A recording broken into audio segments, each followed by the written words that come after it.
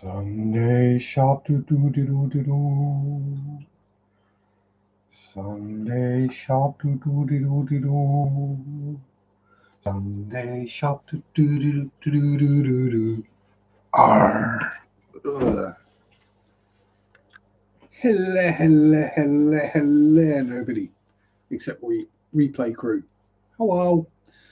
Uh, hope everyone is well. Yes, I'm aware I'm looking old because I've not had a show today. And yeah, a bit patchy, you know. There's the occasional sort of dark patch still left in the stubble. I hope everyone is well and dandy. I kind of am. Been a bit, you know, let's say up and down today, shall we? Debs, me darling, how are you? Hug.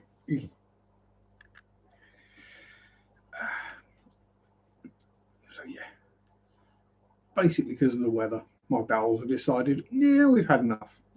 But seems to have calmed down now, so we should be good for a couple of hours.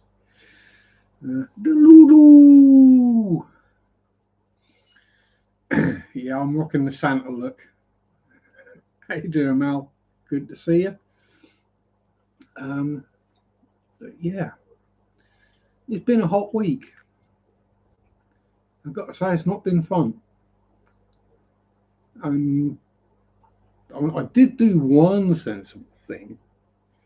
You know, I didn't just have one long bike ride. I had two short bike rides, which turned out to be quite a good idea. So it was a 14 and a 17 miler. Visited a couple of churches on the second one. Filmed a couple of videos.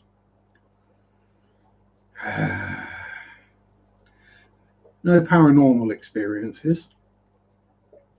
Just a couple of abnormal ones, really. You know how it is. Well, if you ever made videos outdoors in the great wild yonder, for some reason, and it seems to be people of a certain age and above,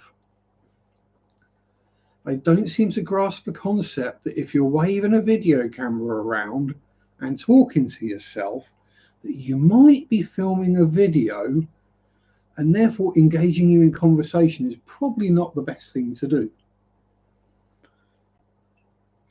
So yeah, they're going to end up on YouTube making themselves look a dick.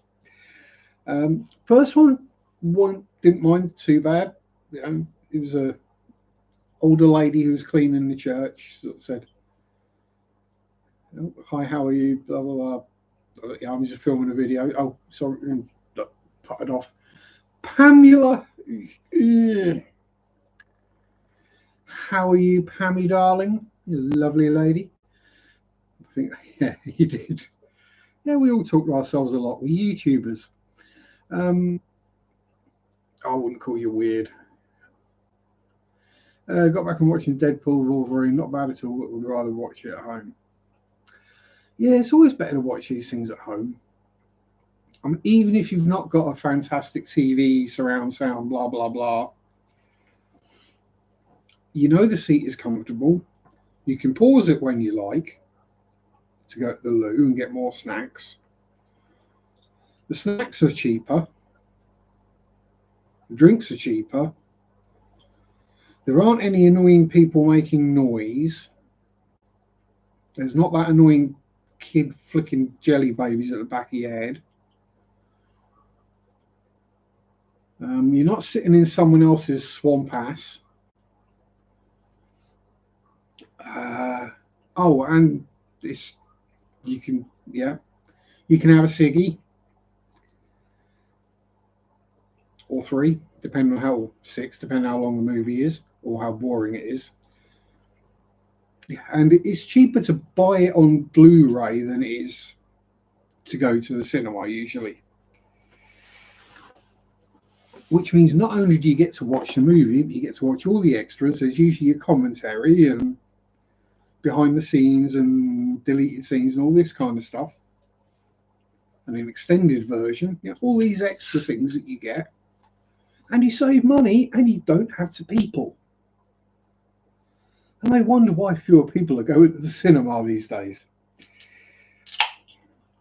It's because it's an inferior experience. But PHX, the huge screen. Yeah, I don't want to get neck ache. I like to be able to just sit here and not move my head to watch TV or a movie. Not have to go when things aren't in the centre of the screen.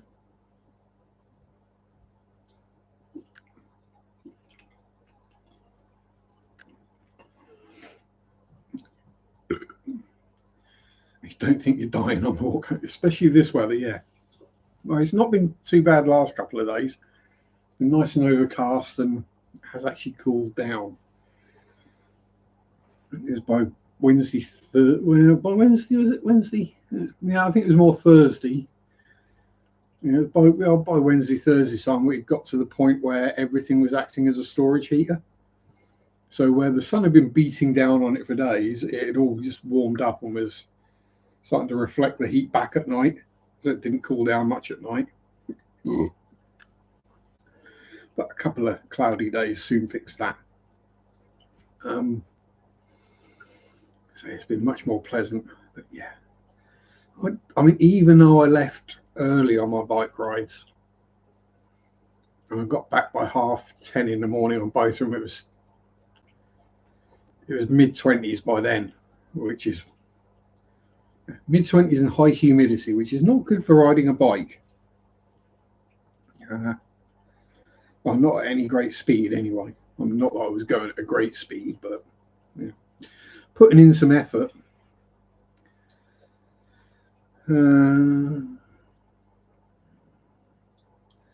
Not sure the collective noun for nuns. Yeah, good question. What is a collective noun for nuns?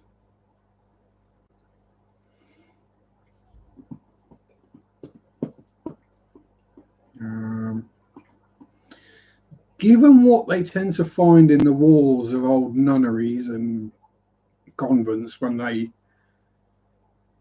either restore them or pull them down, I'm going to call them a miscarriage of nuns. Yeah, walked into the June Titanic 15 minutes late. Yeah, sound of music's next door. Greg, how you doing? Yeah, I've not actually seen Titanic because yeah, I know what happens. The boat sinks, hits an iceberg and sinks. Quite how they made a 3-hour movie out of that, I don't know.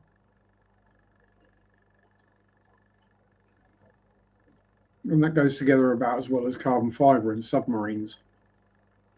And if you get that reference, I feel sorry for it. Spoil it for everyone. It's like watching a war movie and being surprised when you know who wins. I suppose that is probably the thing for every historical movie that they make. There will be the people who didn't know the history and are like, wow. There'll be the people who do know the history and go, yeah, that was a decent movie. They got that fairly accurate. And then there'll be the ones who complain that, oh, those aren't the right kind of tank. That wasn't actually a tiger tank. That was a T-34 dressed up to look like a tiger tank. They should have used real. There is one running tiger tank left in the whole world. It was used in Fury for a couple of scenes. Have I still got the model of it? Well, I know I've got the model of it. I can't remember where it is. Tiger 131. It's at Warrington Tank Museum.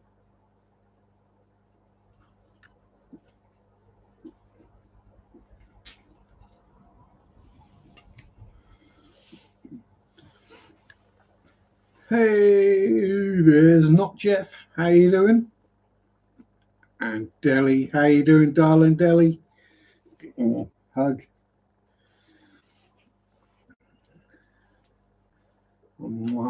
And a smooch as well, because why not? Crazy Seahorses, Melvin. How you doing, Melvin?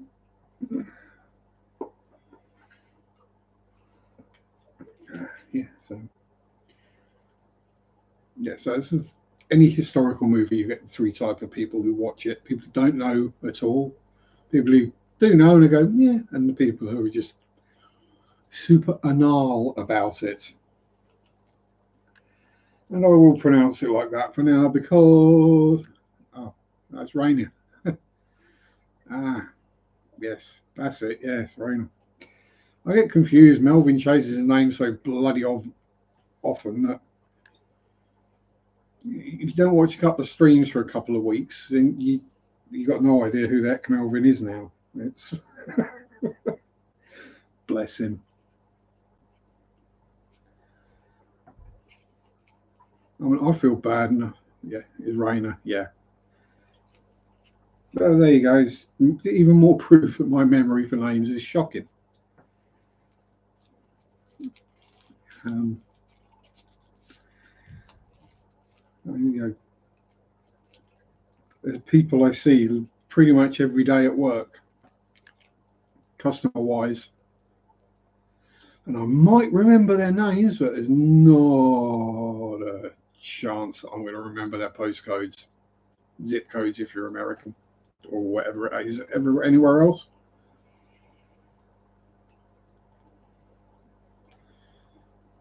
Usually 6 or 7 digits. Well, I say digits, it's alphanumeric.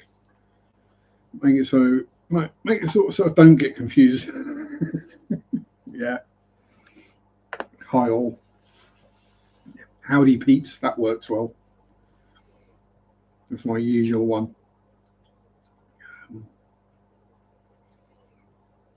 You've got customers that expect you to remember their phone number. Yeah, they sort of act like, why don't you remember that? Because I've got better things to do with my brain.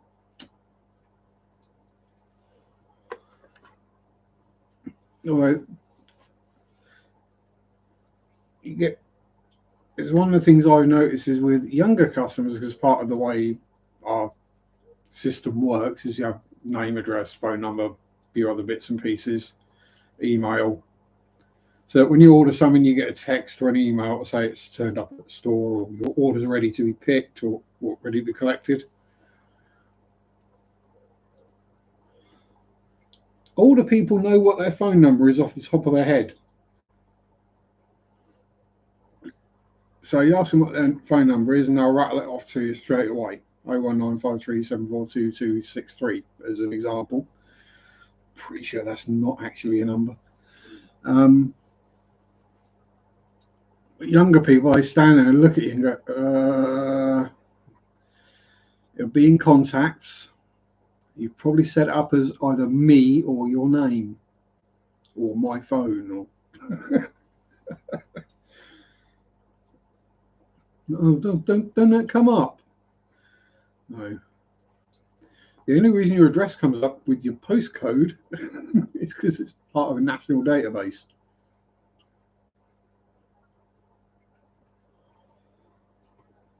I worked in the electrical industry. I used house reference called the MPAN. Yeah. Call center used to phone and appoint a 13-digit number and expect you to remember it. Yeah.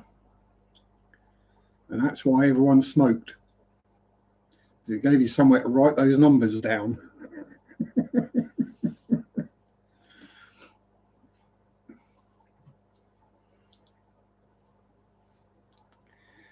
Yeah.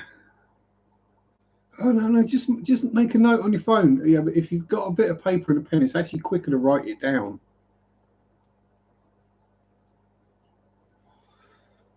And then if you need that piece of information while you're doing something on your phone, you don't have to go out of what you're doing on your phone, find where you saved it, remember it, and then put it back in again. You can just go, oh, it was that. Whatever you do with phones. I'm old, so it's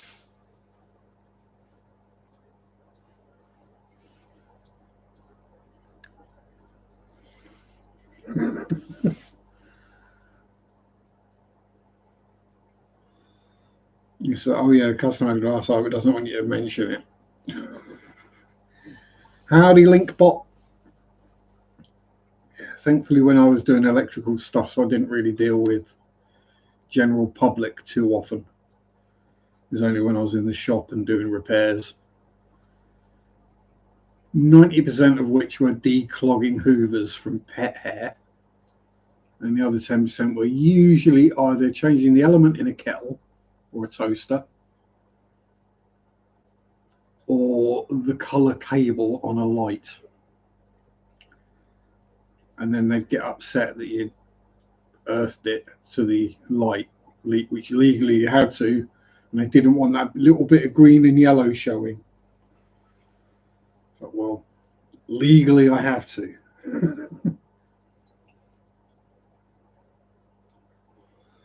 It has to be earthed, and there is no internal place for me to earth it.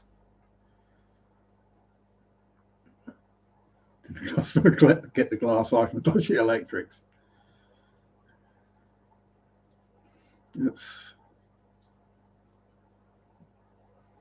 I mean, you have to do pretty well to get yourself electrocuted in the eyeball. You pretty much would have to poke yourself in the eye with a live wire.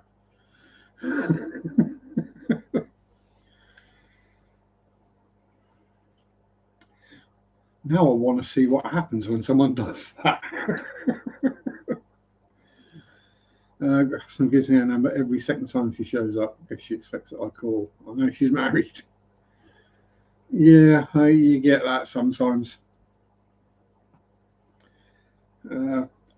Especially with attractive younger women, because we do serve them sometimes, actually quite regularly these days.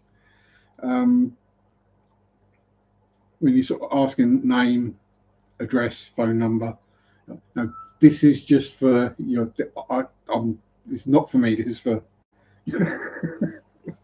I'm not asking on my own behalf.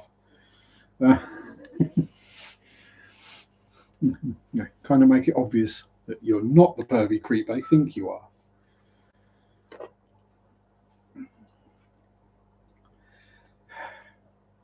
Well, hopefully.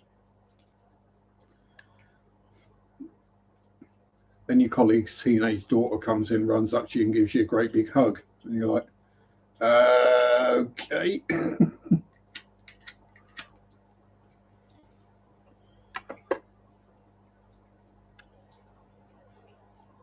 It's like, I know your mum and dad are cool with you giving me a hug, but all these other people might not be.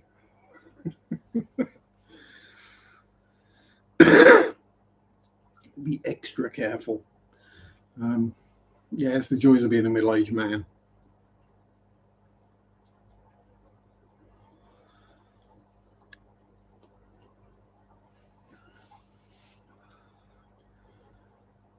Heck, t-shirt I'm wearing is way older than she is, so that's bad. And yes, some of you will know what this t-shirt comes from. And yes, it is a smaller size than I usually wear as well, because it is that old. We're now in a large rather than an extra large. And I don't look like sausages in it either, which is good.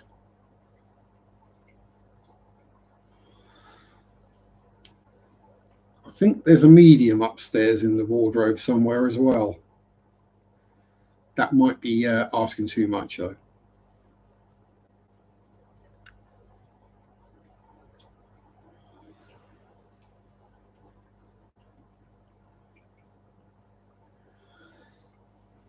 Yeah, I doubt I'll ever get into a medium again. Not without looking like sausages.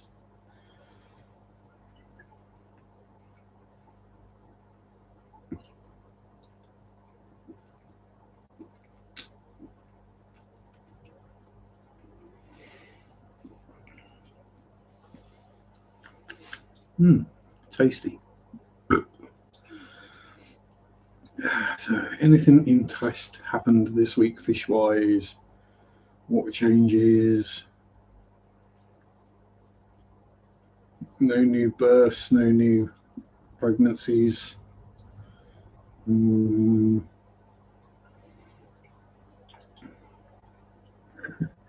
I can imagine, yeah. Some people take the completely wrong end of the stick.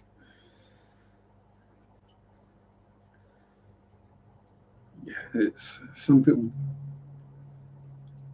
It does seem to be people, especially men, it seems, and women to an extent, get really sensitive about another man talking to their girlfriend and maybe laughing or getting a laugh out of their girlfriend, just having a laugh, having a bit of fun. They automatically assume it has to be sexual. Now, put the light on.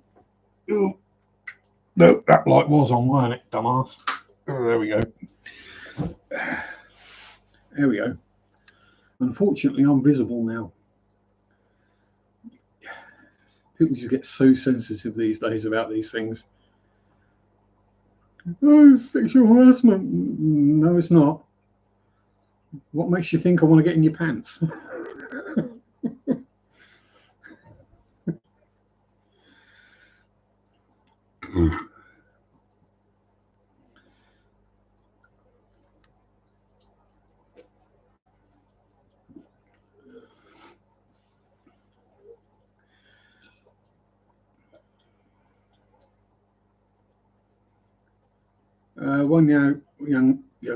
One young lad got sacked because he Facebook checked out his customers, prioritised on looks. Yeah, it's not the worst thing anyone's ever done, but yeah, I'm gonna go see the hot one first. Yeah, exactly. You were talking about breeding fish. He thought, yeah, the boyfriend thought you were talking about breeding her. Um,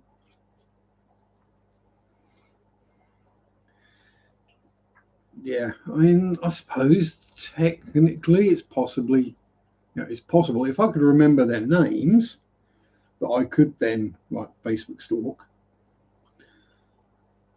But that would be extremely unprofessional and will probably get me sacked as well under the Data Protection Act.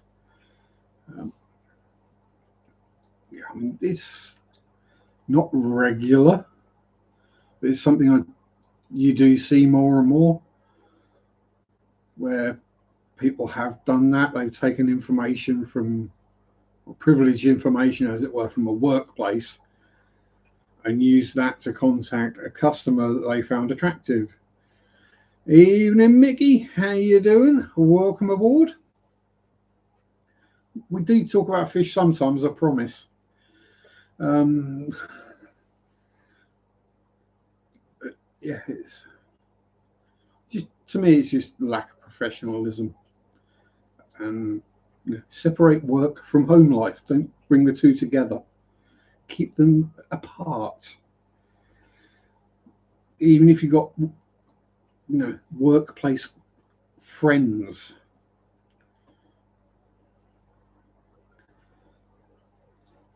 Outside, everything's still normal. Yeah. Yeah. Yeah, normal. I mean, normal for the UK-ish. I mean, it's not raining, which I wish it would rain. Yeah. So the only fishing news we got this week is the baby Amicus splendens that I thought had disappeared and maybe been eaten or died. Haven't. They're just hiding up in the Anubius. And we know what my Anubius gets like, so a few baby fish hiding up in it is not a surprise. No low-flying burning dumpsters, not at the moment. No. It was nearly a low-flying Sharpe the other day, but that was that was a car driver on the way to work. Pulled out in front of me, and I had to swerve around them because I was going fairly rapidly. They then pulled alongside me and told me I was going too fast and that I should have stopped and let them out.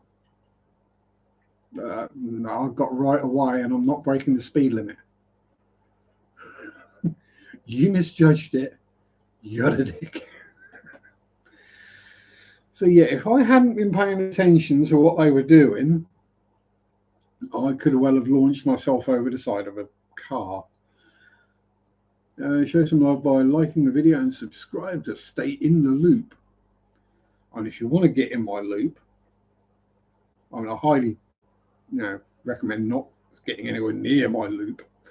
But yeah, like, subscribe, and comment, everybody.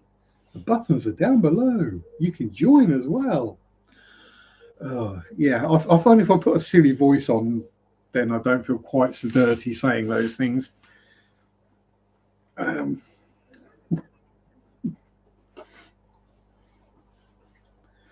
One of these days I'll get a sponsorship from somewhere randomly. That's just going to be awful. It will literally be just me saying, reading a script so I don't screw it up. Make it obvious the video is sponsored by standing there holding a script with the thing in your hand. And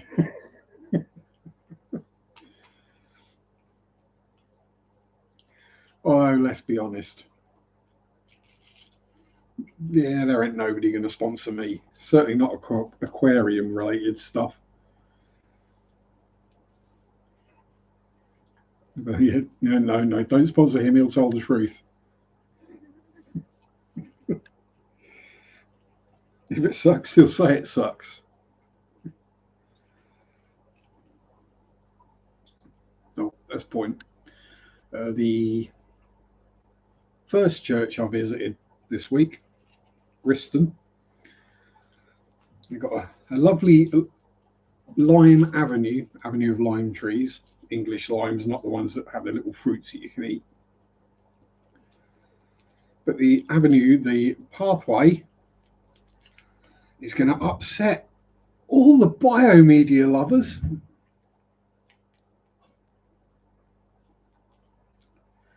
What a waste. The entire pathway was crushed lava rock. Yeah. Only an aquarist would have noticed that and gone, actually, that's probably the best use for crushed lava rock I've ever seen, making a path out of it. Not taking the actual filter media out of your filter and sticking a bit of rock in there.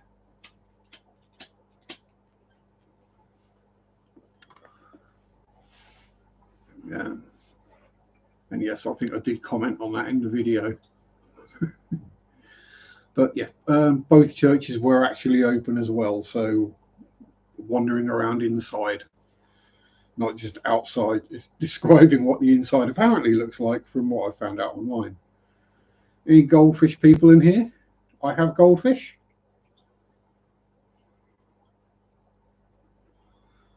I mean, technically, I own goldfish. They're in a wildlife pond in the garden, and I don't do anything to look after them, but I have goldfish. It's there's 4 or 5 comets in there.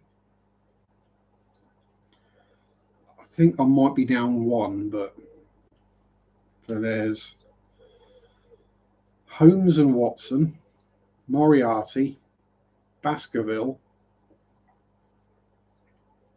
Oh, there's 6. Lucky, who was the one who got rescued, and Baldrick. Baldrick, I got to be a friend for Lucky when Lucky was in his quarantine tub, healing up from the cat attack. I think they're all still out there.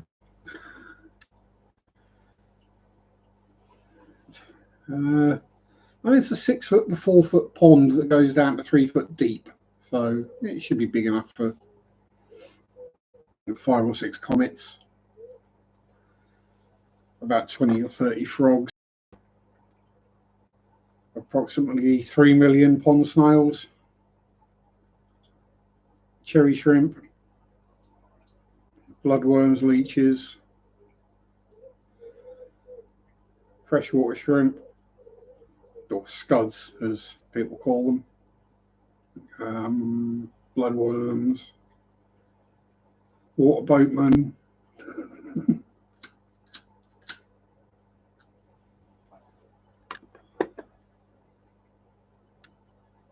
Yeah, and we're not talking small pond stars, we're talking shells like that long. Kind of ones where if they crawl up onto the pond netting and drop off, you hear them splash from indoors. Yeah, they're big old buggers. Oh, and no filter and about 2 inches of silt and muck in the bottom.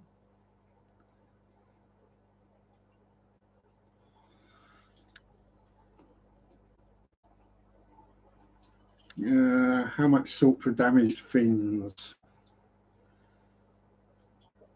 I didn't bother with salt or anything for Lucky. His fins were okay. It was just, the puncture wounds in his sides from the cat.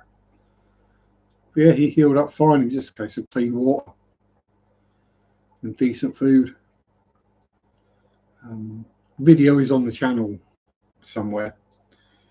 Someone might find a link. But yeah, someone I went to school with many moons ago,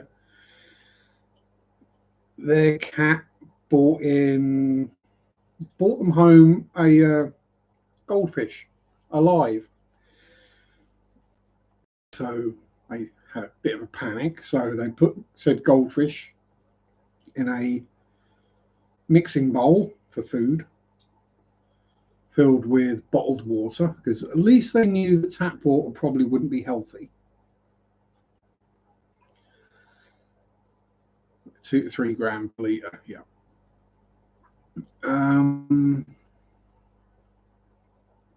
Yes, they put in a mixing bowl full of water, bottled water, fed him grapes and oatmeal.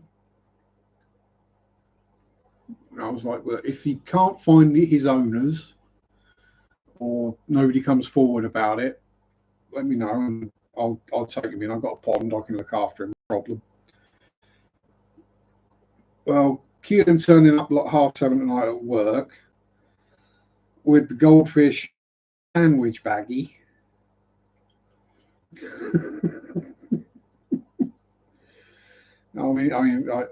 Just a normal sandwich baggie full of water.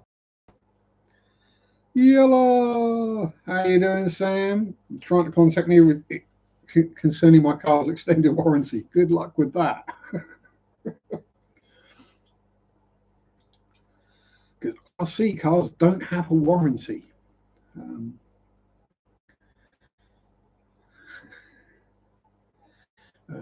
Yeah, so he got brought to work in a sandwich bag, which I then transferred.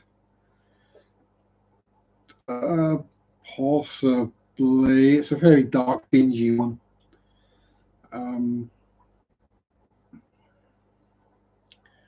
Yeah, so I then had to get him home in my rucksack with the bag leaking. Thankfully, I had filled up a 10-gallon tub with water and running a filter in it. And I had a heater in it at first just to bring it up to sort of room temperature, as it were, rather than being cold. And yeah, you went straight in there and hid up quite well, unsurprisingly, because he had quite a day. Gone from swimming around in his pond to being caught by a cat to being in a mixing bowl and driven on in a car and then carried around in a rucksack.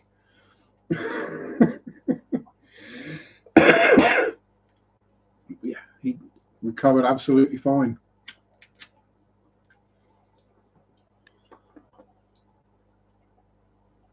Just goes to show they can be a bit more resilient than people realise. Yeah, he's still out there somewhere in amongst the sea of nettles and brambles. I've really got to get out there with the weed whacker and chop some of them back so I can actually get there. Yeah, well, clean water and decent food. And once he'd sort of, once I was sure he weren't infected or anything, once he, what was it, 2 weeks? That was when I got Baldric. So he had a little friend.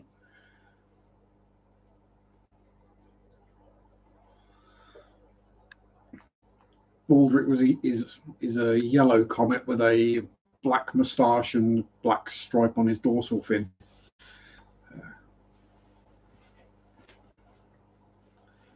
And I say the original Watson was Nadine, Mary's daughter's goldfish, who outgrew his tank.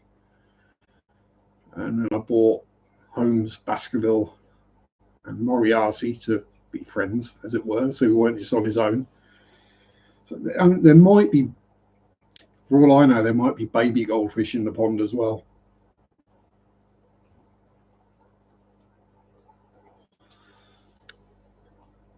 And there's enough adults in there. There should be a male and a female. Yeah, he did bloody well.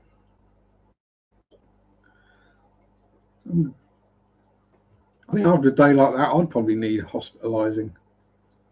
Literally any other fish. You dirty water, dead. Lucky. Survived a cat, plastic bag, car, rucksack. Yeah.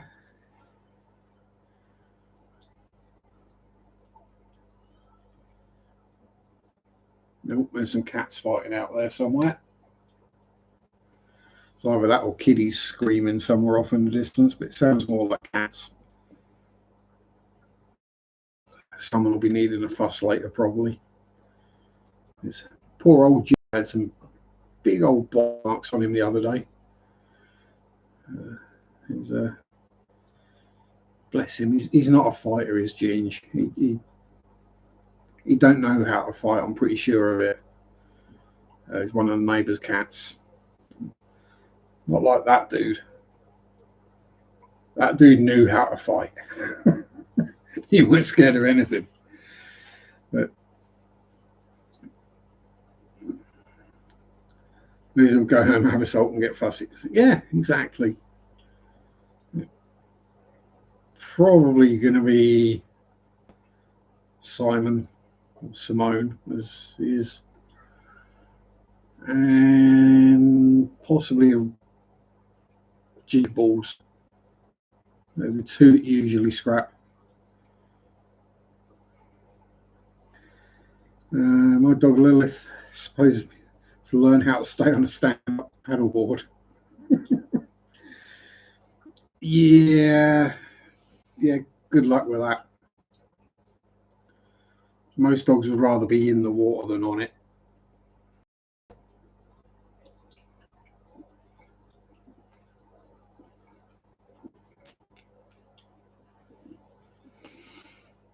I had a friend who used to go canoeing, kayaking, and he'd take his kayaking. So he'd take his Newfoundland with him.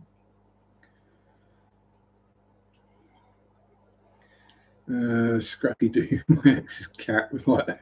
We're down the end of the driveway sorting out the neighbours' cats. I think Zach had beat up all the other local cats so often that he just had to look at them and they ran away. But in the end, Nunca, live long and prosper.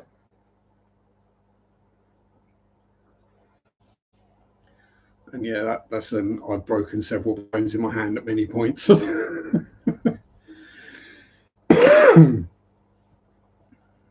Ginge he's useless at fighting. It's not going to be tripod because a three-legged cat isn't likely to start a fight. It's just going to run away.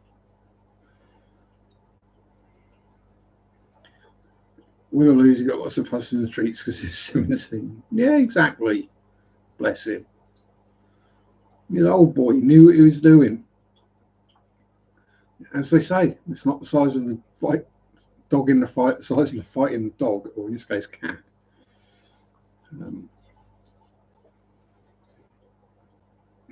Zach was definitely a teenager, but he did pick on something a bit more than he could chew. from what I've pieced together from the injuries and where he would usually go to, I'm pretty certain it was a seagull that got him in the end. And we've got some very large seagulls around here, or gulls, because they're not technically seagulls, because, you know, not in the sea. The chances are he was going for the chicks and the adult found out. And yeah, that's just the way he was. If it was in my garden, it got protected. If it was outside of the garden, it was food. Great rat. Yeah, company all over the yard. Yeah.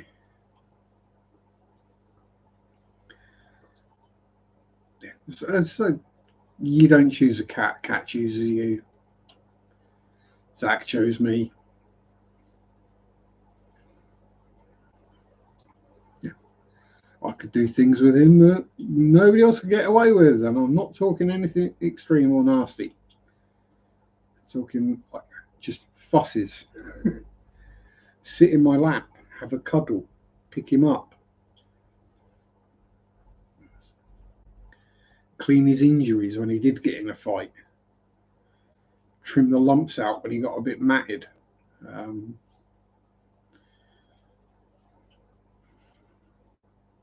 Put the suntan cream, or put the SPF 50 on his ears so he didn't get his ears burnt when he laid out in the sun all day.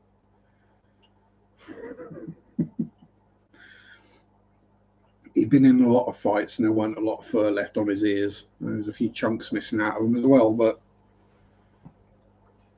he's a good boy. He's the bestest boy.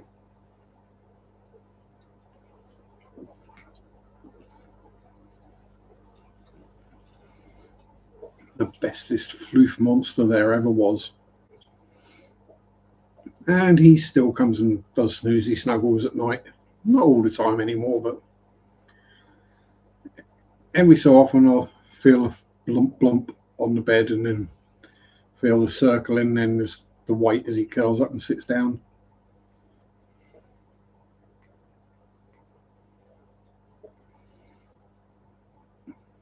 Yeah. Yeah, you were his human. He knew, it was the same as that, knew he'd come to me and I'd help him.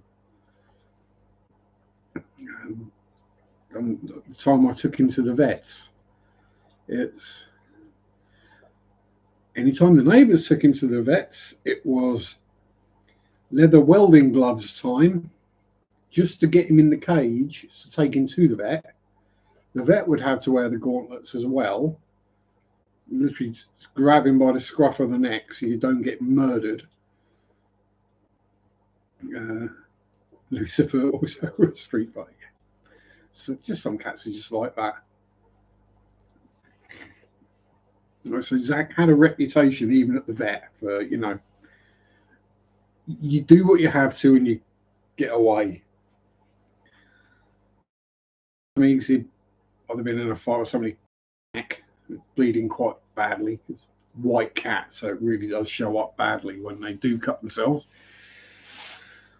And he was sort of giving it his human, I need help, please, meow, and looking a bit sorry for himself. So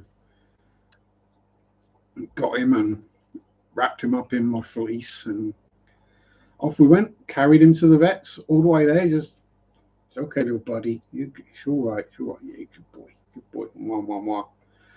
Literally carry him to the vets, walk in, because I know which vet my neighbours use.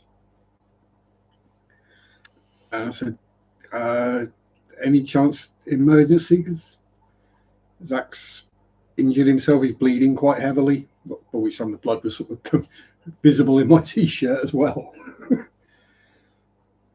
So, oh yeah. So took him straight through, and the vet's like,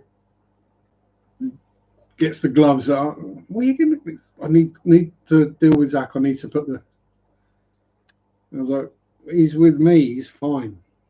I won't. He knows I won't let him get hurt. That was like, this is the first time I've actually been able to stroke him without fearing for my life. Yeah, he's with his human. He knows he's safe.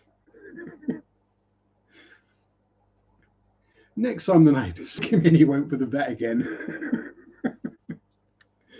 So that was like, apparently that was like, oh, last time I saw Zach, I didn't have to worry about the gloves. Several bandages later, because he had some excessive teeth on him. Put it that way. But yeah, he literally scratched me with one claw twice by accident when we were playing. And both times he apologized for it. Oh, yeah, more than chomped the vet. The vet was wearing a furry gauntlet of fury and teeth and claws. And Zach's claws weren't much smaller than most cats' teeth are. And then you got his sister, Sparky Doodle, Sparky, Tiggy, whatever her name happened to be at the time. You never met a sweeter, softer cat in your life. You physically couldn't goad her into attacking. If she had enough, she just got up and walked away. Although she was a little sod as well. It was coming, yeah, coming towards the end of her life. She was 24, tell you. So she didn't exactly have any teeth left, and all the claws had fallen out, and she was getting very skinny and got the old tumor on her neck.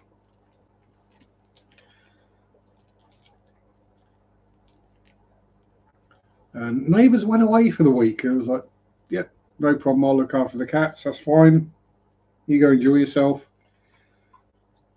I'll go and feed them. Go in and check before I go to work. Check everything's okay. That there's not any messes that I'm going to have to clear up when I get home from work. Nothing's soaking in." And she was laying there on the sofa, and I swear she was not breathing. I was like, "Oh no!" Yeah, she was stone deaf as well, so she didn't hear me come in. And she's just laying there on the sofa, and I'm sort of stroking her. Her eyes are open,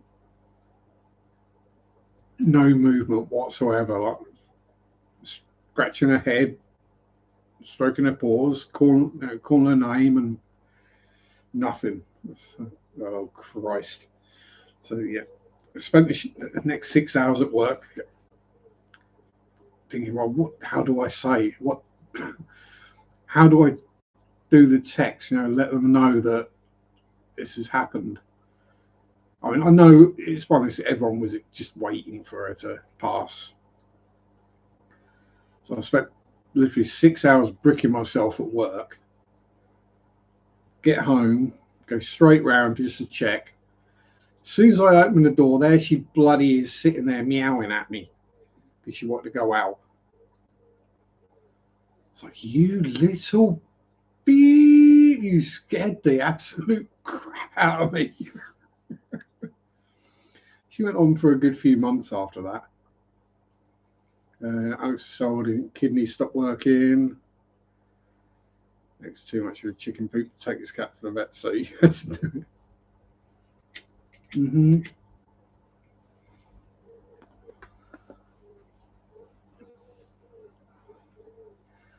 Yeah, so Sparky did eventually pass, bless her, and she's now buried next to Zach.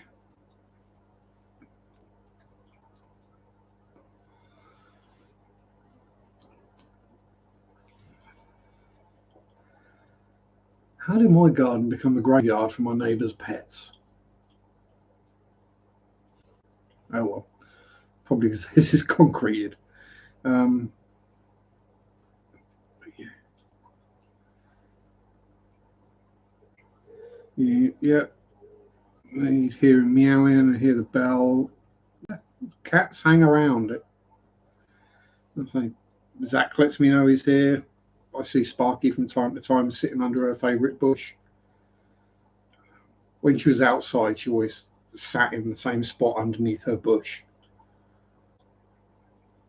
And she'd sit in the same spot to the point that I'd have to like pull the odd leaf off because she'd be sitting there with a leaf like over her face. Or a stick digging into her ear or something like that. Yeah, I say, cats do tend to come back. And yeah, I say every so often, it's when you're not looking, sort of like just out of the corner of your eye.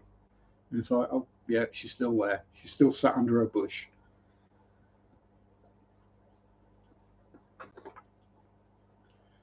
Bless her. If you dig that hole any deeper, Shelley, you're going to be coming through the blooming bottom of the tank.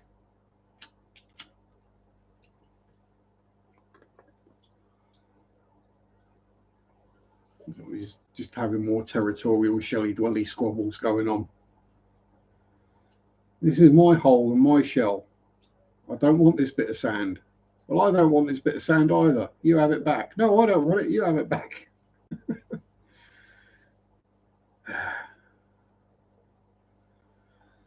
Yeah, not going to handle Dizzy going. Yeah, it always sucks. I mean, at least, so with Sparky, it was just a matter of when rather than if. Let's say she was 24, 25 years old. Zach was fairly rapid and a bit of a shock, and I'm not going to lie, I did go out and get myself a bottle of cider after that because I needed something to calm my nerves. I'm not nerves, but there were many tears shed, lots of howling done.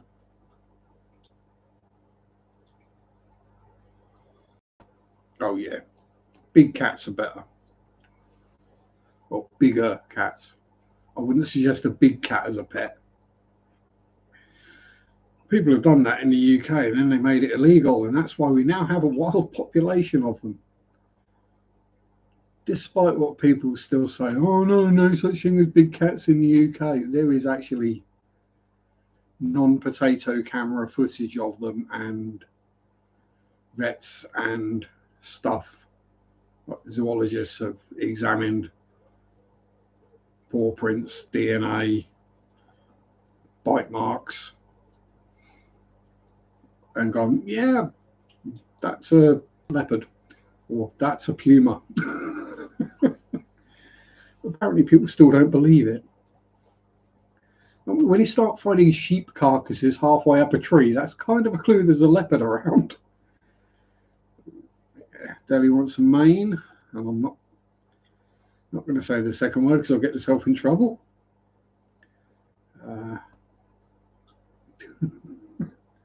Yes, I know it's dumb. It's stupid because it's not being used in that context. But algorithms still gets upset about just using the word even in the correct context.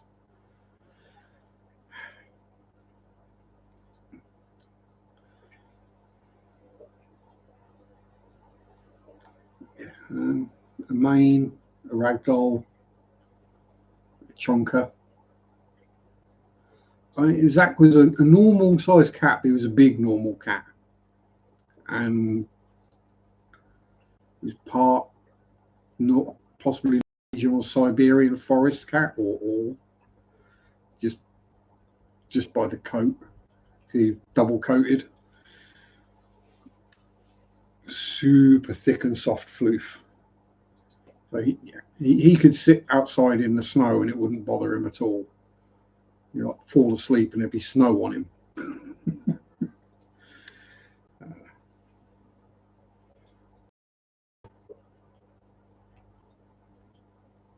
Speaking of, Dizzy wants fusses.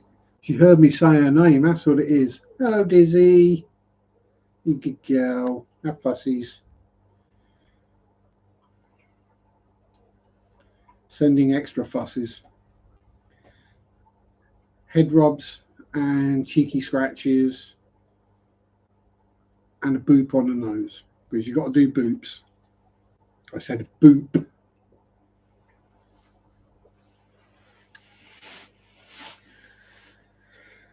Before anyone else thinks that I said something else.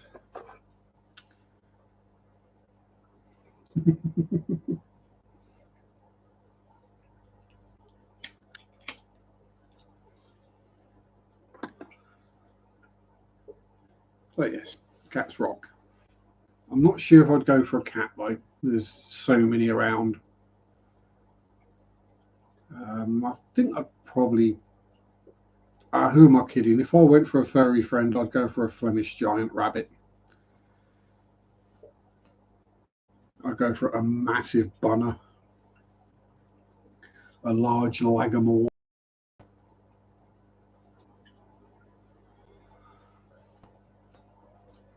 Because there is no cuter animal than a bunny.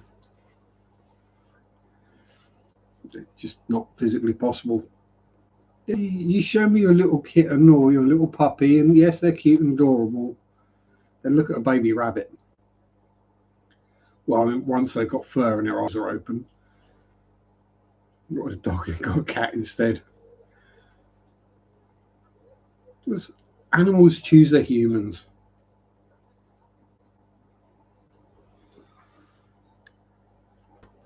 I never got this sort of, I want that one. I mean, obviously I'd rescue before I bought from a breeder.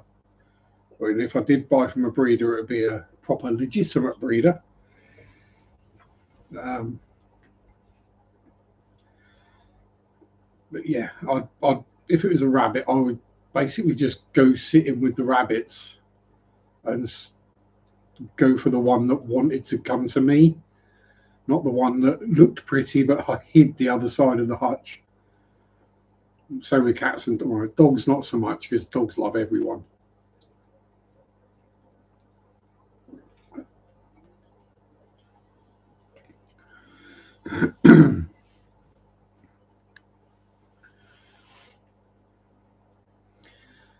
She was doing donuts in the acrylic enclosure at a vet and I went to pay the bill for Alex. Oh.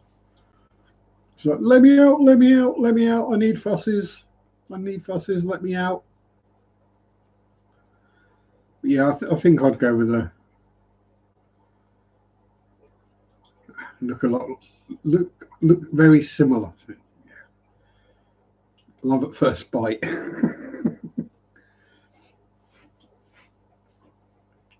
That is the thing. It's the same with dogs, that when they mouth you, they're not biting you. They're testing your reaction. Some sort of ferret, black, huge. Isn't it Czech Republic? Oh, in that case, probably a mink. M-I-N-K.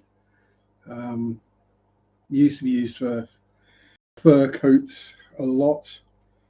They were farmed in this part of the UK because this is the kind of area that they like. Lots of water and wetland, and then once the fur trade died off, they had no value and people don't eat them, so they just got released. Then they had to be hunted and culled and exterminated because they were killing everything. Yeah, stoats are still fairly. I mean, stoats only get about that big. They're tiny little things. They'll take down a full-grown rabbit. You know, they're psychotic murder machines, but they're only little. I've actually seen that happen when I've been fishing. Just sitting there, and a rabbit came running out of the undergrowth, squeaking or screaming, followed by a stoat, which proceeded to grab it by the throat and do what stoats do. And I was kind of sat there in shock as to what the heck I'm watching. Because if you ever heard a rabbit scream, it's not a particularly nice noise. It's right up there with foxes.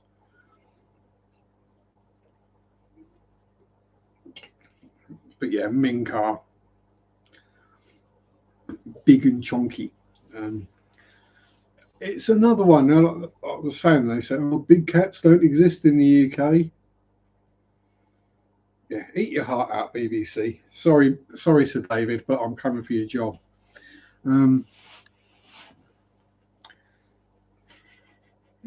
That wouldn't work, would it? Me doing the commentary for Life on Earth, or yeah, I don't think that'd work. No.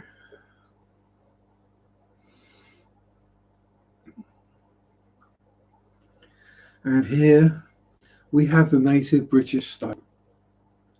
It's a psychotic, murderous little bastard.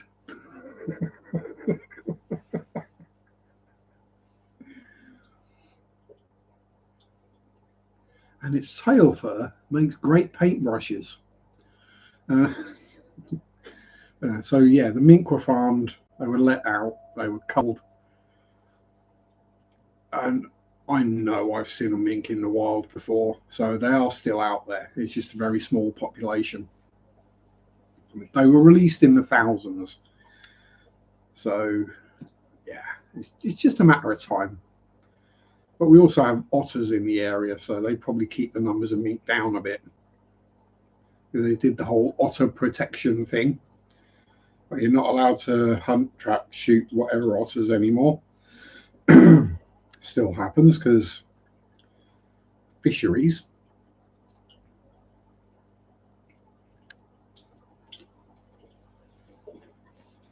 But the otter being bigger and stronger does outcompete the mink for food. When the mink got released, there weren't many otters around. There's not a huge amount of otters around now. Most people have never seen one. I've seen one disappearing. Oh, what's that? Oh, that must have been an otter. And I think the reintroduced beavers are doing well as well. Well, that's mostly a Scotland thing. They were going to reintroduce beavers and wolves, get the landscape back to how it should have been with the beavers, and also use the wolves as the traditional way of keeping the deer population under control, because people get upset about shooting deer these days. So rather than just wandering about enjoying it, going about their day and then suddenly getting shot and dying, people would rather they get mauled to death by wolves.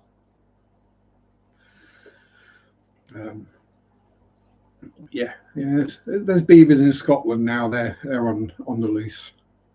The wolves are still fenced in and penned up though, because people got upset about the concept of wolves. Apparently, they think they're going to eat their children or something. It's like, well, if you don't parent your children properly, then they might do. But if you parent your children properly, they will not be at risk of wolf attack.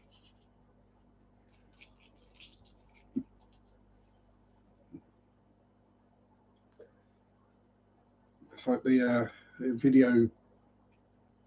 I say video. There's plenty of like Gen Z reacting to how Gen X had things as children. The things we used to do.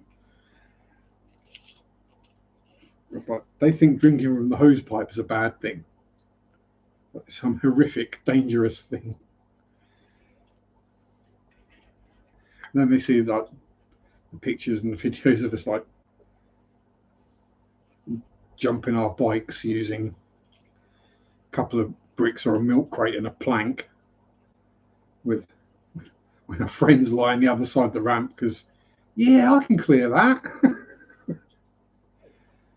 With that adult just watching on, smoking and waiting for it to go wrong. Yeah, we're fine. We learned how to fall off a bike. We learned how to fall out of a tree. A wolverine. Yeah, you don't want to go messing with a wolverine. They're basically Canada's version of a honey badger or a Tasmanian devil, just tougher.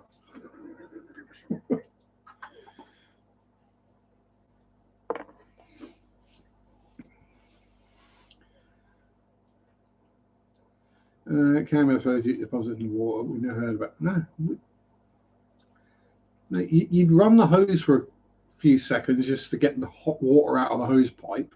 Because I mean, if you're drinking out the hose pipe, it's because it's a hot day and you're thirsty. So you run the water till it comes out cold, and then you just at the end of the hose pipe.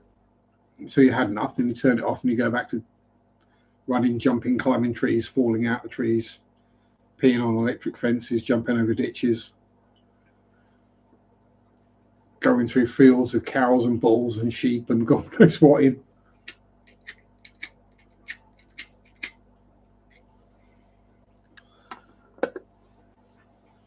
Making a Tarzan swing over a river even though you can't swim, and yeah. All those kind of things that we just did and it was just normal. And every so often someone would get a cut lip or a graze or break a bone or like someone would break a wrist, go to the hospital, get a cast put on and be back out 3 hours later doing exactly the same thing.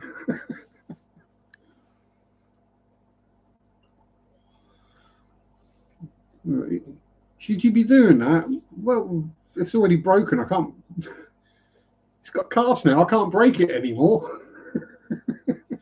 But yeah, watching, say, Gen Z, Gen Z, watching their reactions to these things, they just can't believe we did it. It's like, yeah,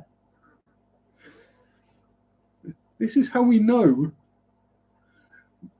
what level of injury we have. Because I'll know if I've slightly sprained something, properly sprained it, dislocated it, cracked it, broken it. I can tell without an x-ray or a doctor checking up on it, or all the tests and scans to see what's wrong, because I know I've done it. Because I've done it before. Yeah, walk it off. Yeah, I had to do that with shin splints. That was fun. That was only discovered when I had an x-ray, because I did break my ankle. Yeah, x-ray the ankle to see how bad the extent of the injury was, and most of my shin as well. I think I basically x-rayed my entire lower leg. And that's when they found out I had serious case of shin splints in both legs. I'm trying to remember rightly. I think technically, if you count the shin splint as a break, which it technically is, I think it's 26 in my right shin and 24 in my left. I was running about playing football on those, doing sliding tackles and everything. Yeah, no, it's just growing pains. No, it wasn't. But I know what growing pains feel like. They're muscle pains. That's bone pain. I know this because I've broken bones.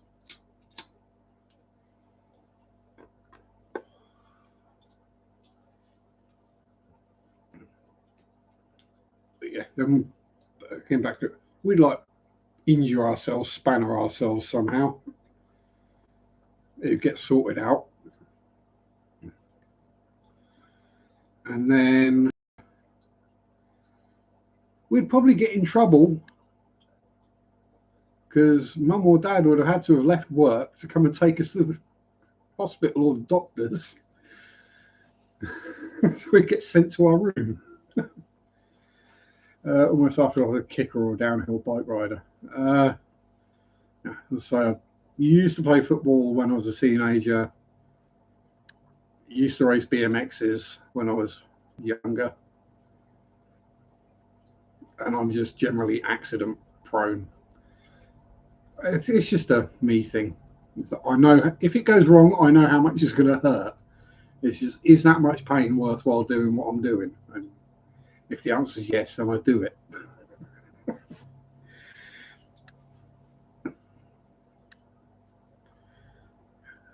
So I'm the kind of person that at this point, if I break a finger, I don't even bother going to the doctors or accident and emergency. I just get some electrical insulation tape out, tape the two fingers together, and carry on.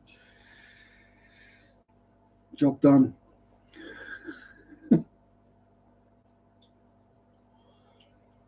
Then when that starts either getting too awkward, painful, itchy, whatever, I just take the tape off and try and remember not to use that finger for a couple of weeks.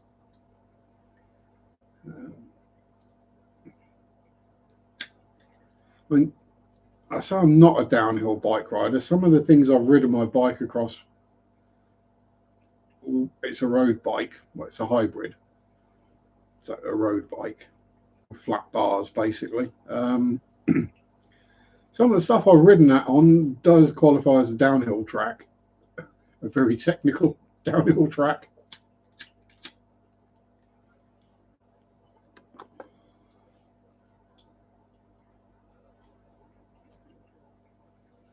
And also, congratulations while I'm here to all the people who have won medals at the Olympics, specifically Tom Pidcock, who won, I think it was the men's mountain biking, I forget which discipline. But yeah, he got a puncture and still won it.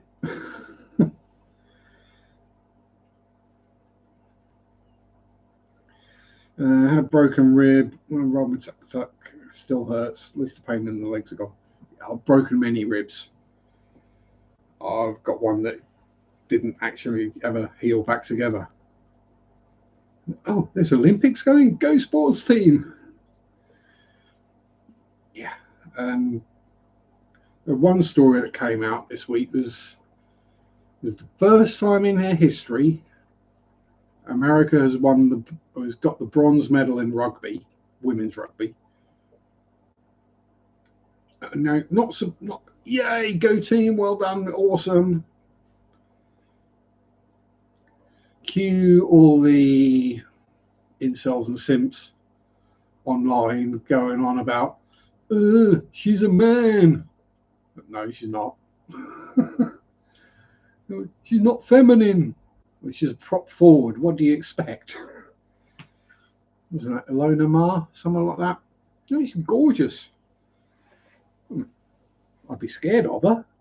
She's bigger than I am. But yeah, she's no. No. She's far fitter and stronger than you are. That's your problem. Your problem is that you don't see someone who's going to do what you tell them to do and live in fear of you being physically violent with them. It's the other way around.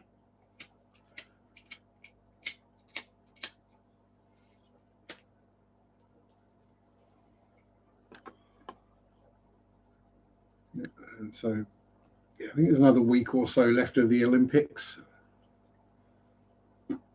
which will then be followed by what I call the Olympics.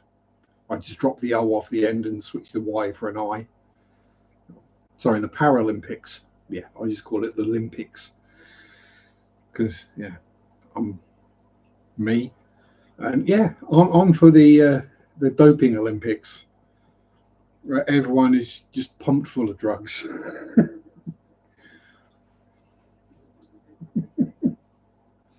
just how fast we can make people go.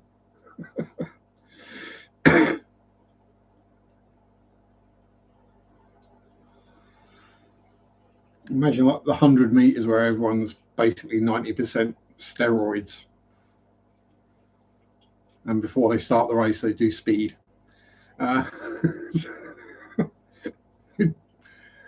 Just the once, just to see how hilarious it would be. I mean, the interviews afterwards would be excellent.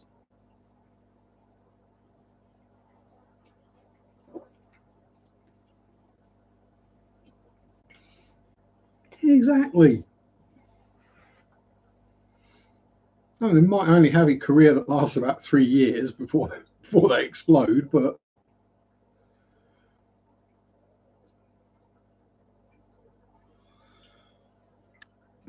finish line and burst into flames.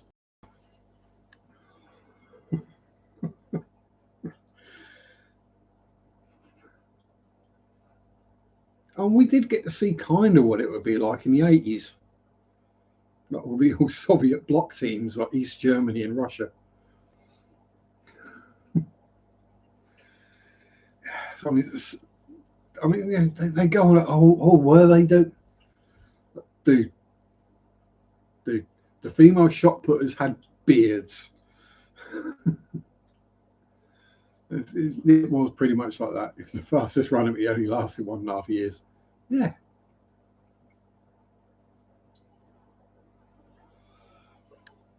I mean, it was at the height of the EPO doping in cycling. EPO basically makes you have more red blood cells so you can carry more oxygen in your blood, which means you can then put out more effort for longer. I was watching an interview with a cyclist from back then. And he was saying, yeah, we had to get up during the night every 2 or 3 hours, and ride our bike, exercise bike for X amount of time, because our blood was so thick that it would literally stop flowing.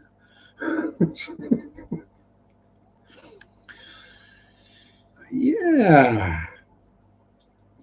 And then the anti-doping commission figured out how to test for that, and everyone had to stop. Because, can't have the entire field getting disqualified for doping and not literally the slowest guy at the back of the pack, like 10 miles behind everyone else after 11 miles, ends up winning by default because everyone else got disqualified. Because if that did happen, could you imagine how hilarious that would be?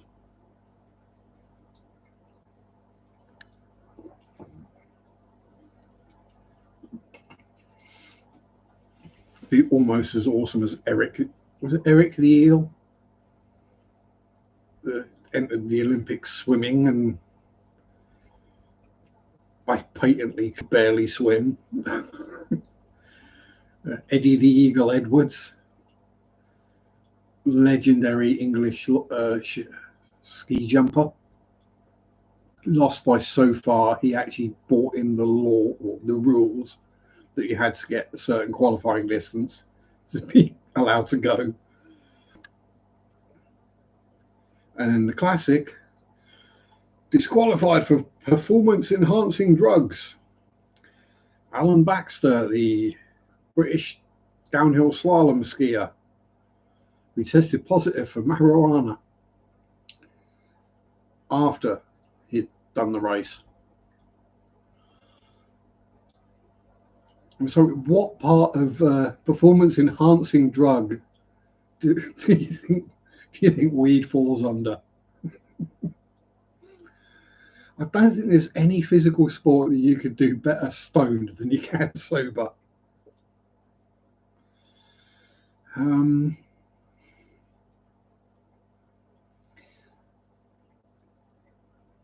Yeah, that's the thing. He got bronze.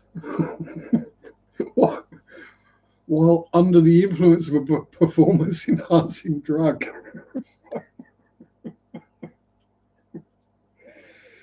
Oh. I mean, to be fair, I think he's labelled it performance-enhancing drug because it is, or at the time was illegal, basically everywhere to buy, smoke, whatever. Yeah, it still is in the UK. Yeah, it's just, you're looking at what? Got disqualified for being stoned. It's not like it was 10-pin bowling or something. Dialed it back a bit so it didn't seem obvious. Yeah, exactly. I mean, no, imagine if he'd been on speed. He would have gone quicker. I wouldn't like to do downhill slalom skiing on mushrooms, though. Because if you've seen those Olympic slalom skiing courses, you don't want to be doing that when you're hallucinating and everything's moving and melting in front of you, because you are going to crash.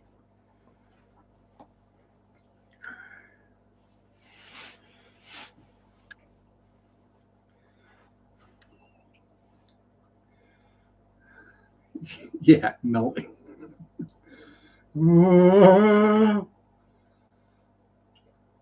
Although if you're hallucinating a Wendigo chasing you, you'd probably go a bit quicker. Could be fun. Yeah, I mean, it could be fun. I wouldn't necessarily want to do it, given the kind of thing my mind creates whenever I've done that kind of thing in the past. Let's just say I don't see unicorns and rainbow clouds. A nice little hill, yeah, almost vertical. It's just like, oh, many days on the slope snowboarding under the influence. Rock on, Mickey. My kind of person. I mean, I've never been huge. I can ski. I've not snowboarded, but it's going to be the same because I can ride a skateboard, so I snowboard. Same thing, you're just using gravity instead of wheels. Yeah, I'd rather not just like throw myself down a mountain with a couple of planks strapped to my feet, especially when there's a nice ski lift just over there. I'd rather just get on that. Sitting behind the kickers. It's just sat watching people go overhead, go, whoa, man.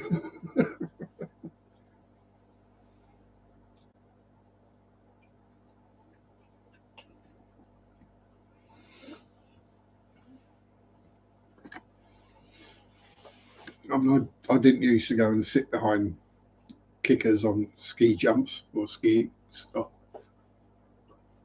teeth in. I used to tend to take my illicit substances and go sit in a graveyard.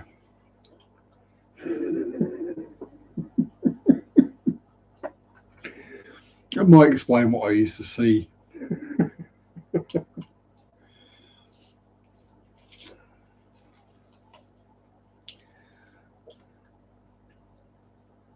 Think of the ride in the medical chopper. Oh dear.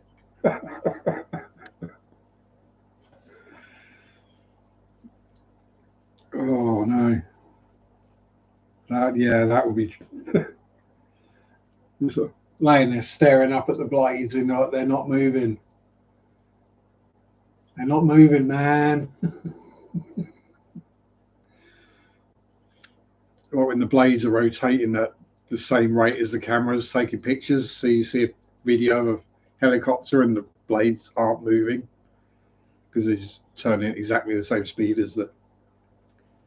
Pardon me. Like when you try to film an aquarium with LED lights that are on and they're not on full power, you get that annoying flickering effect. Yeah.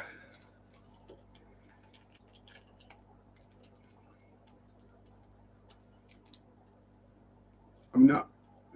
Yeah, we get the water movement making the light ripple and move, and that's nice. But when it literally just looks like the lights are flashing constantly, that's not such a good look for a video. And I do tend to turn the lights up on the tanks now if I can when I'm filming a video, just to try and avoid that happening. Oh, hello, Spotty. Ricky, how you doing? You missed out on all the talk about drugs and weird animals. Yes, hello, Spotty. Yeah. You're looking for a girly again, are you? Is it that time of the month again? Your bristles are getting bigger, bud. Eh?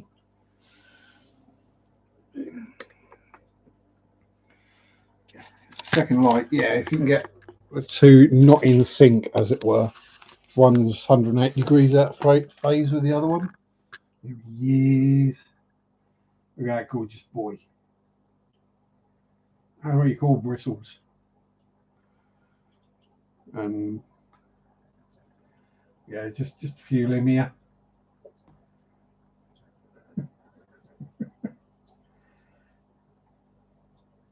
So what is it they say about stocking density? I mean, even if I try, I don't think the fish are up to it.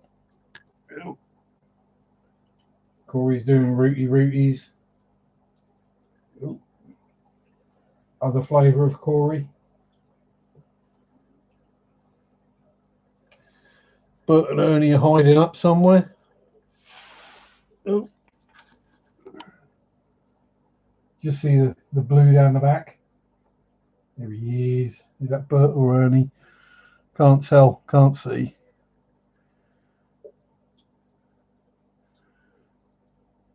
Yeah. Also, anyone else? Oh, we got some Amica splendens breedy going on.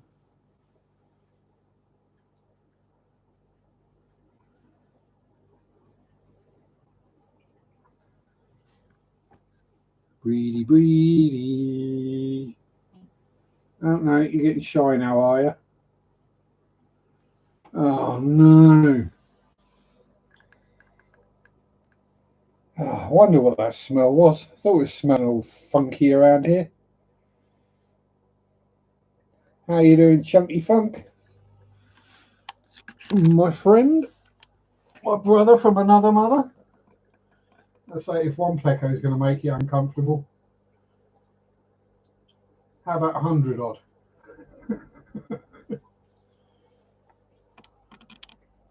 Some more.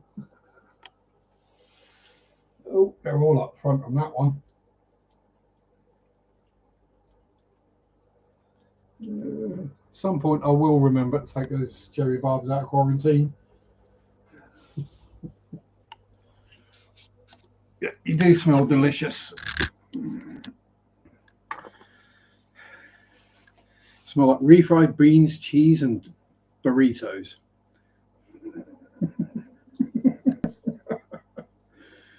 You know I love you, really, Funk. One of these days I will be available when you're streaming and I will come in and give you grief.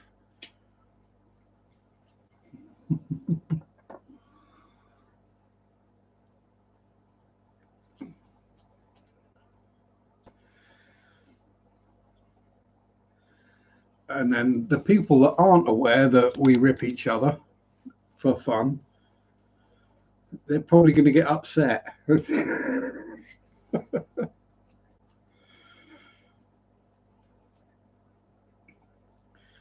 How's Lady Funk and the Funklets? Or the Funkettes, I should say. Smell like potato and regret. Probably smell worse than potato and regret.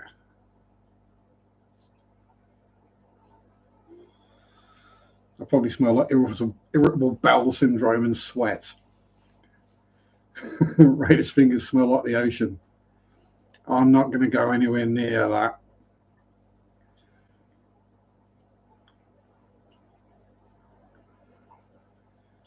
I don't know, it's weird. One of the chiclet tanks, the crimson female's loaded, not one crimson male in there. The only male's a living stone eye, or living stony eye. Yeah, it looks like you're gonna. Looks like you might be having some hybrids on your hand, or mutts as I call them. Drive me crazy. Come get them. Well, you know, I'd happily take Mrs. Funk off your hands if I was single, but I'm not. And I don't think she'd like the weather over here either.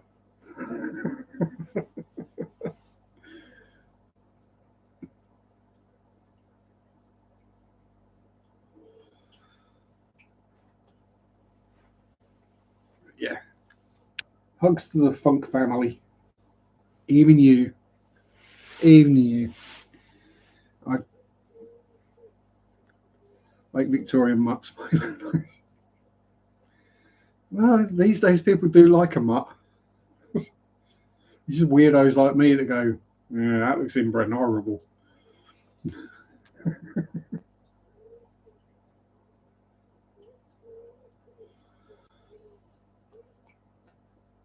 Now, what breed of dog's that? Oh, it's a Labradoodle. Oh, a mutt. No, it's a Labradoodle. No, it's a mutt. It's a crossbreed. You got a Labrador and you got a poodle. If you crossbreed them, you get a mutt. It's just marketing. People trying to get more money for something that's actually worth less.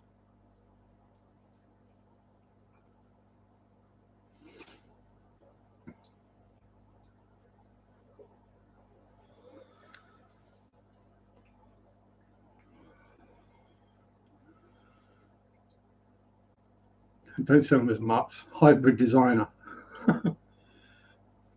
Purebred mammals. Yeah, purebred are more inbred. They are. That is true. Unless they're a wild type, in which case they're natural. But then a wild type of a dog is called a wolf. And you think about how much selective breeding there's been over the centuries to turn a wolf into a pug.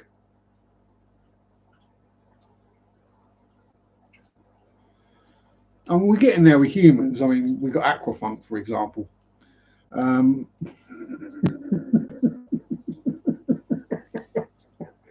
oh, I couldn't resist that one. Sorry, Funk.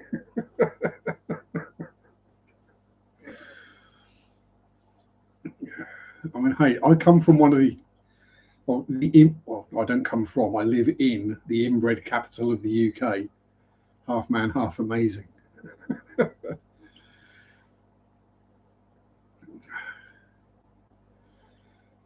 Used to be a werewolf, but I'm all right now.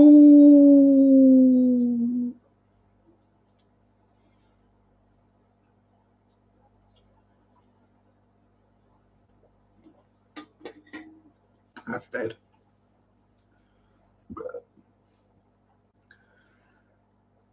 Yeah, so I think that's one of those things that we tend to do as fish keepers.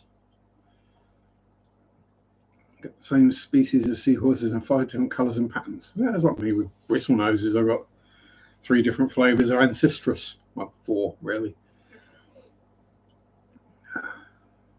5, because there is a Snow White somewhere. Um, but yeah, as we gain, it seems to me as we gain more experience as fish keepers and the longer we're in the hobby, the less people tend to go for the really showy, brightly coloured fish.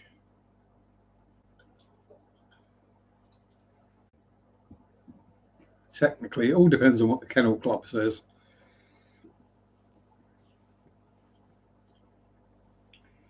It was like a German Shepherd that is classed as a Crufts level winning dog is actually highly deformed. They're bred to have hip problems because that's the way they like the back end of the dog to look for Crufts. So they breed in bad hips just to make the back end lower than the front end. But it's not the way they're meant to look. Frank had to pay $400 for a designer mutt dog. That's no way to talk about. Oh, yeah, I better not say that one. Dixie, having lunch. Hopefully, something yummy.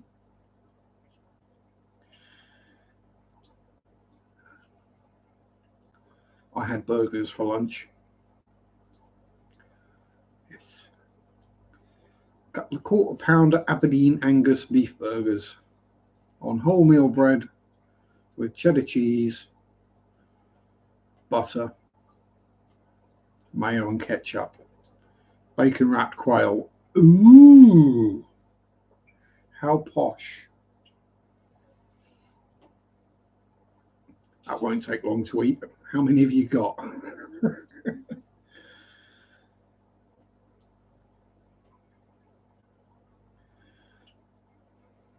4, yeah. You don't eat a quail. One of them ain't going to fill you up. And if you bacon wrapped it, there's probably more weight of bacon than quail. But then with small birds like that, the extra fat from the bacon does wonders for not drying out. Plus bacon. This is the number one reason for not becoming a vegetarian. Bacon. Yeah. Why don't you become a vegetarian? Bacon.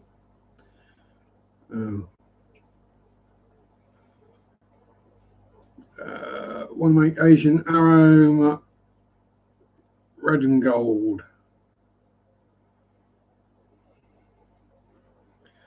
It's 1,600 euros for Italian. I know it's not pronounced cane corso. Is it cane? Cane? Carne? Carne? Yeah, cane corso. They're gorgeous doggos.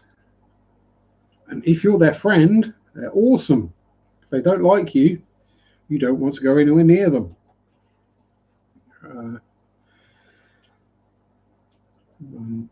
A girl with the dogs on her YouTube channel. She does free grooms with dogs that need it. And she did a cane corso once, and she's like absolutely shocked that it wasn't trying to murder her. It was just being friendly and quite happily being showered and bathed and groomed. I mean, to be fair, most times she does get injured is when she's doing cats rather than dogs. But that's quite understandable if you're trying to bath a cat.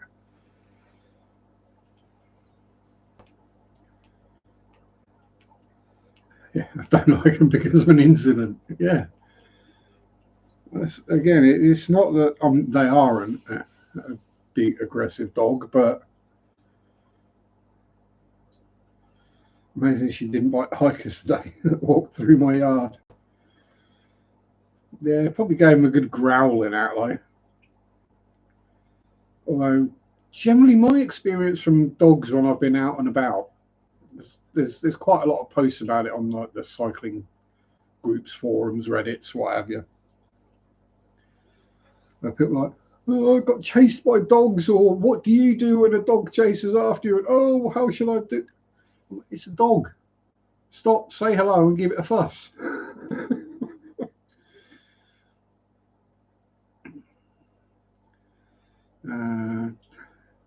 Yeah, I mean, Argentinos aren't popular in the UK. You know, there's a reason for that. Nothing Argentinian is popular in the UK.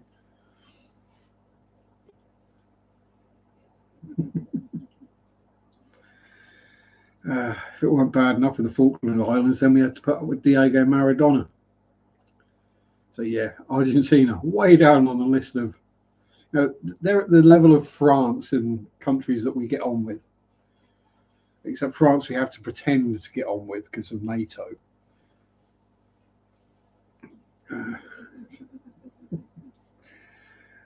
Yeah, you don't find many Argentinian immigrants in the UK.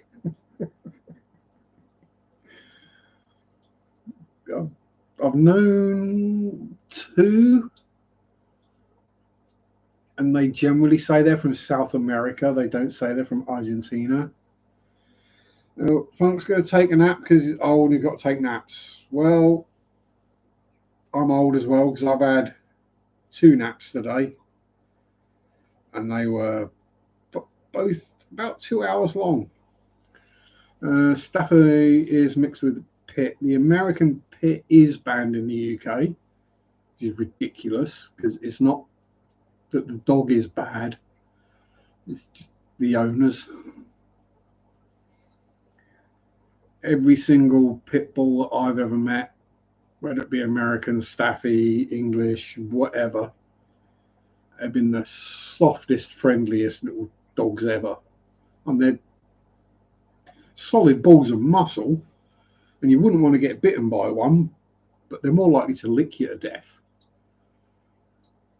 They're going to lick you, have a fuss, and then roll over on their back for belly rubs. And a good breeder hound, good and native hound breeder. Trying to think. I'm not excellent on dog breeds or flavours.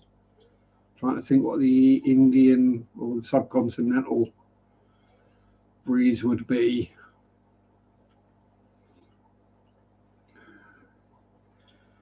Yeah, no bad dogs. I mean, there are the odd bad dog, but it's usually because they've had bad owners in the past or they've had bad experiences. Dogs are dogs. And one thing I've noticed, like when I'm walking Pippa, and she's only a little Lazarazzo, right? You know, if she decided to attack you, there's not a lot she's going to do anyway. Cavani's. But, you know, she's a little Lazarazzo, right? She's just a ball of love and friendship. That's all she wants to do, is be friends with everyone and everything. That's why she keeps getting walloped by cats. But I've noticed that children don't go anywhere near other dogs. When I was a kid, if someone had been walking a dog and the dog had like come over, like say hello, I would have been like, oh, hello, how are you? You have fuss, make a friend. I do to this day. If the dog's showing interest in me, I'll say hello to the dog. Right? It's just what you do. But it seems like youngsters these days are being taught, no, don't go anywhere near the dog. No, it might bite you. No, you need to learn how to tell the difference between a friendly dog and an aggressive dog. If it's making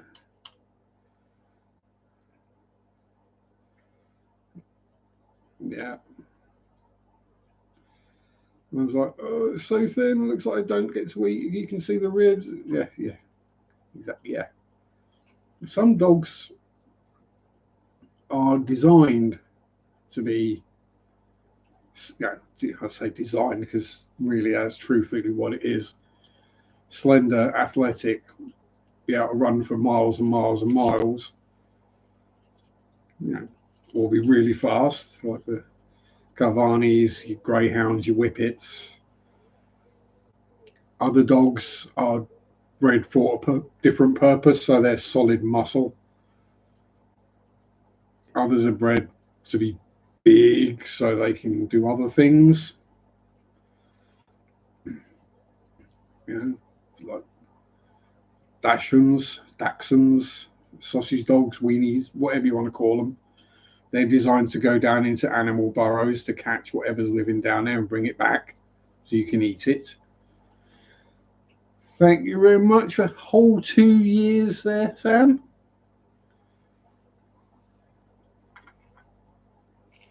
When does YouTube stop going on like people do about babies? Oh, it's 24 months. What did you just say, 2?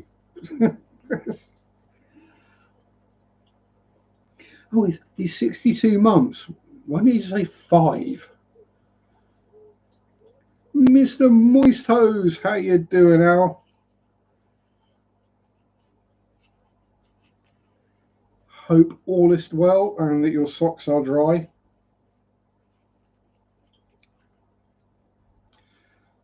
Actually, that's got a good amount, isn't it? It's, if someone's at a racing, you tell them to keep it shiny side up. Someone's fishing, tight lines. It's sort of like do well, have a good day, whatever. Maybe if people are doing aquatic stuff, we should say keep your socks dry. Hope your socks stay dry.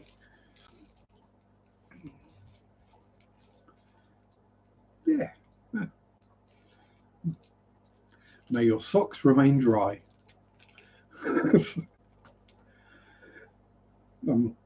That's a reason. I mean, that is literally the reason why I have an old pair of slippers I wear when I'm doing water changes, and I don't wear socks.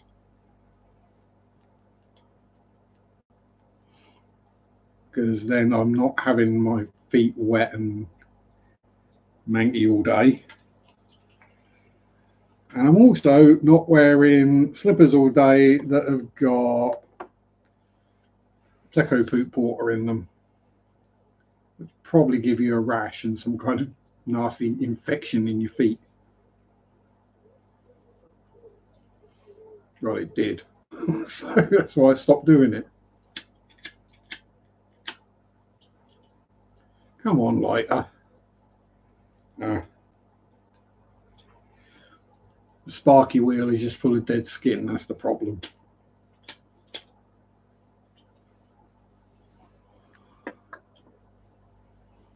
Already done 4.5 miles with the hound, and now doing 245 tea bags.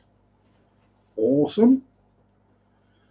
I think in the 6 walks I've done with Pippa this week, we may have done about 3.5 miles. She's a lot smaller. I did do like 30 odd miles on the bike, so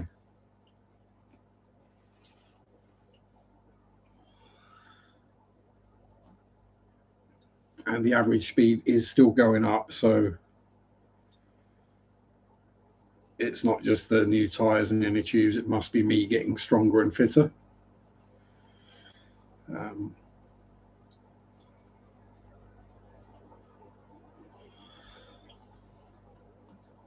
Because I now go faster than Google says that you should go on a bike. Because when you use Google Maps to set a epitome of peak milk performance, male performance, I'm not. I've watched the Olympics. The Olympic road race was what, 150 miles?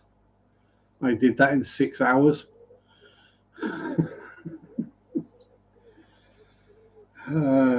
Even me, 6 hours without stopping.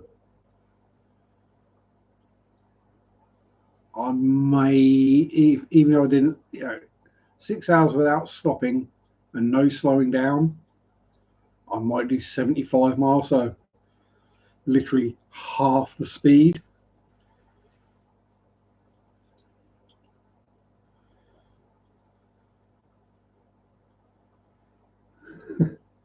Yeah, so many athletic Belgian Malinois videos on YouTube. There's my friend's one. It just sleeps all day and eats. Shows you where the cupboard is to steal the biscuits. Oh, Danny boy, the rain is coming. It's cooling down, and my ankle aches.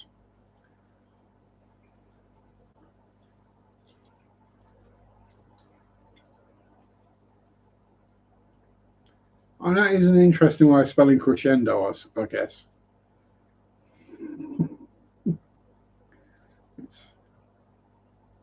You managed to get more letters in there than there should be. I think C-R-E-S-C. No, you got the right amount of letters. You just got your consonants in the middle wrong. Not that I'm being a grammar Nazi.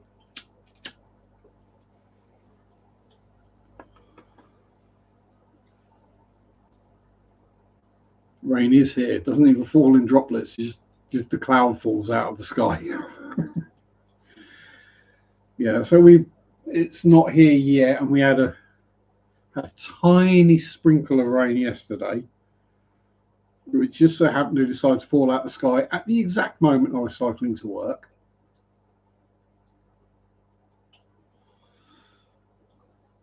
You're rebelling against autocorrect. Literally one of the first things I do whenever I get a new gadget is turn off autocorrect because it sucks. And predictive, anything like that. So, no, go away. I'm perfectly capable of spelling and typing myself. It might take a bit longer. It's just a pride thing. Not that kind of pride.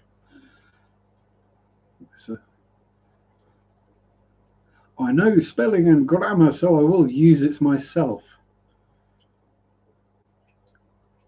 That's nothing worse than gauging your carrot right.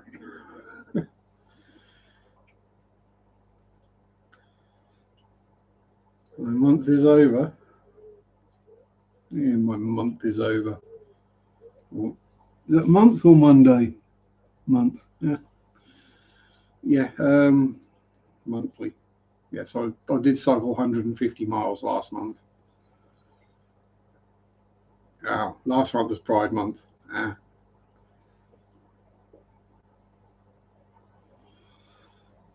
Well, as I'm not LGBTQ plus or whatever it's called these days, that means I get 11 months. Or 10 because there's Black Pride month. There's probably other months. So, yeah. And if they dedicated an entire month to weirdos like me, then I've no idea what they'd call it. I'd say nutcase month.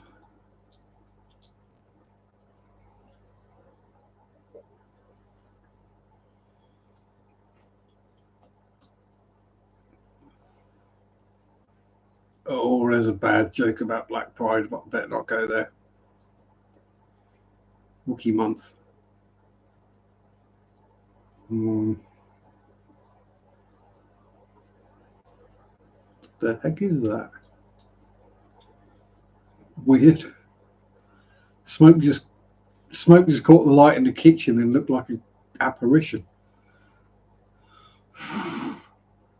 Or is that a spider web?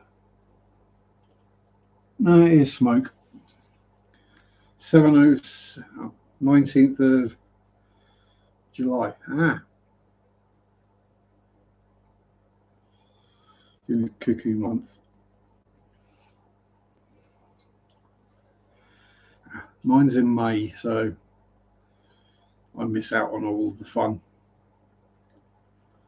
Yeah, I was.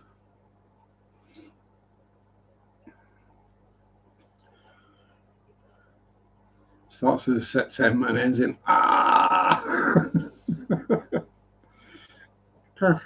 Yeah. Why is it I can never do the noise live when I want to?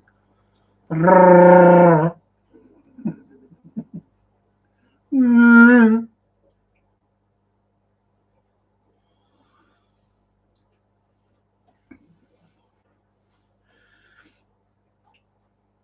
that's just one of the reasons I get called Wookie. Um, yeah.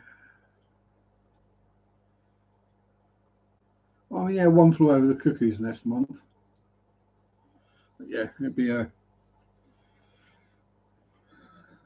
just nutcase weirdo month. That would be my month.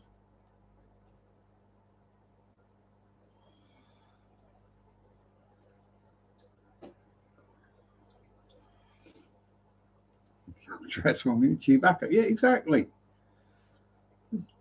So I've had the nickname Chewie or Wookie since I was a teenager.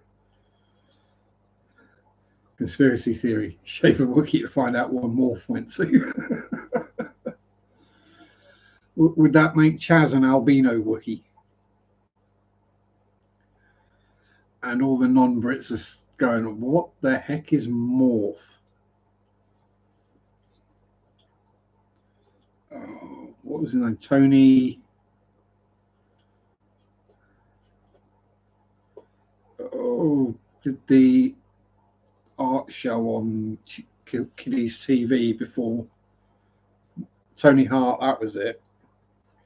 When you began with HA, when my brain went Harris, that's someone completely different doing art on children's TV.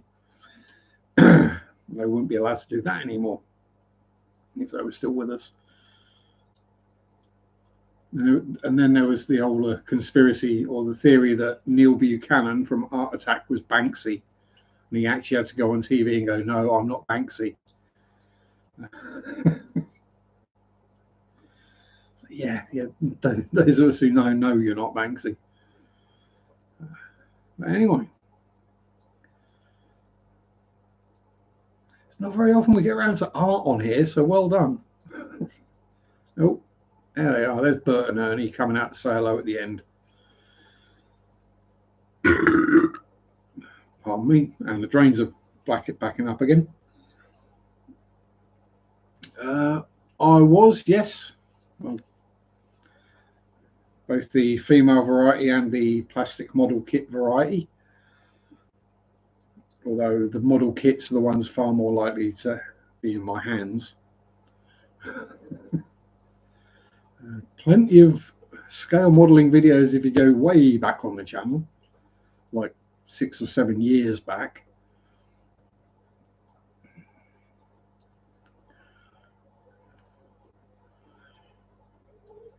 I mean, yeah, I mean, anomaly. Power Ranger Megazordy. Yeah, I'd get them from Amazon because that's where they're easily available in the UK.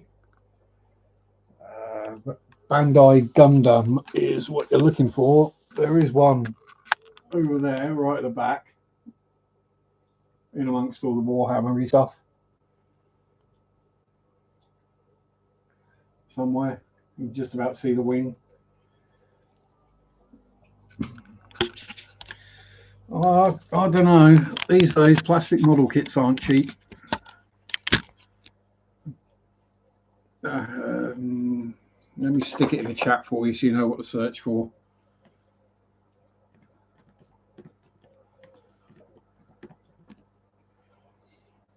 There we go.